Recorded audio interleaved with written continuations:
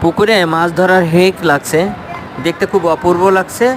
আর যখন পুকুরে মাছ ভেসে ওঠে, পানি নষ্ট হয়ে যায়, তখন কিন্তু মাছ মারা যেতে থাকে।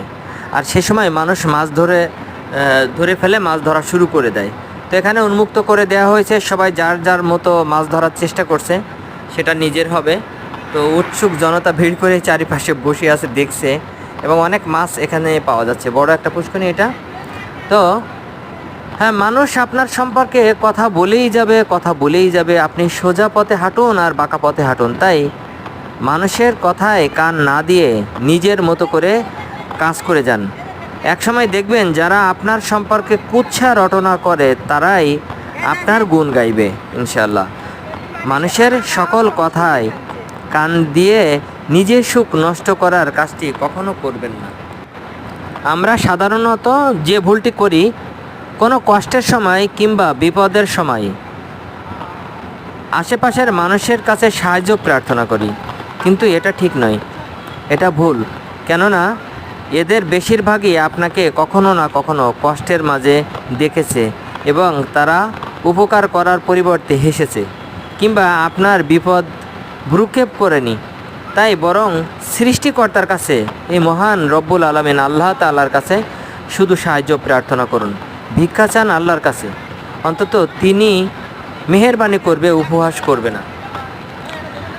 আর তোমার সব গল্পের পিছনে রয়েছে তোমার মায়ের গল্প, কারণ সেখান থেকেই তুমি শুরু করেছো।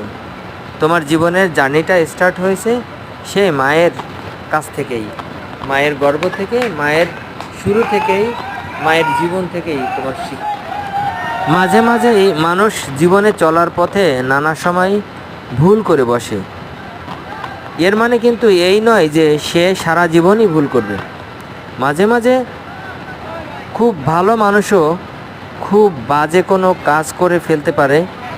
এর মানে কিন্তু সে খারাপ নয়, এর মানে হলো সেও মানুষ। আমার জীবনে আমি অনেক ঝড় দেখেছি, আর আমি শিখেছি ঝড়কে নিয়ন্ত্রণ করার। আমার নিয়ন্ত্রণের শক্তি আমার নেই জানিও যদি ঝড়কে, বাট যে ঝড়গুলো জীবনে কঠিনভাবে আঘাত করে সেই ঝড়গুলো খুব কাছের থেকেই আমি দেখেছি।